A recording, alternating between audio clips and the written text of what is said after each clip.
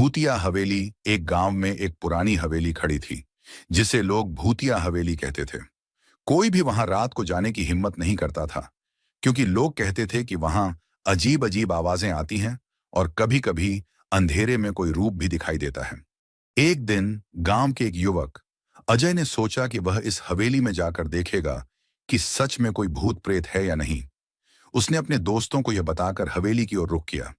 दोस्तों ने उसे चेतावनी दी, लेकिन अजय ने किसी की बात नहीं सुनी और अकेले ही हवेली में घुस गया। हवेली के अंदर घुसते ही एक अजीब सी ठंडी हवा ने उसका स्वागत किया। अजय ने जैसे ही एक कमरा खोला, उसने देखा कि कमरे के बीचों बीच एक पुराना कटा फटा बिस्तर रखा था। बिस्तर पर एक धुंधली सी आकृति दिखाई दी। अजय ने डरते हुए आगे बढ़ने की कोशिश की, लेकिन तभी अचानक से बिस्तर पर पड़ी आकृति ने अपनी आंखें खोल दी। अजय डर से कांपते हुए पीछे हट गया। आकृति ने कहा, तुम मेरी नींद में खलल डालने आए हो। तुमने गलती की है, अब तुम्हें इसका खामियाजा भुगतना होगा। अजय की आंखों में डर था, लेकिन उसने हिम्मत जुटाई और भागने की कोशिश की।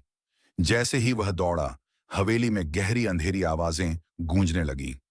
उसकी पांवों के नीचे जमीन कांप रही थी। एक तेज हवा की लहर ने अजय को घेर लिया और उसे लगा जैसे कोई ठंडी रेत उसकी गर्दन के पास बह रही हो। अजय ने किसी तरह बाहर निकलने का रास्ता ढूंढा और भागकर गांव वापस आ गया।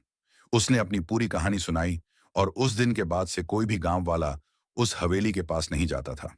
कहते हैं कि आज भी वह भूतिया आकृति हवेली में बसी हुई है, जो रात के समय किसी के आने का इंतजार करती है।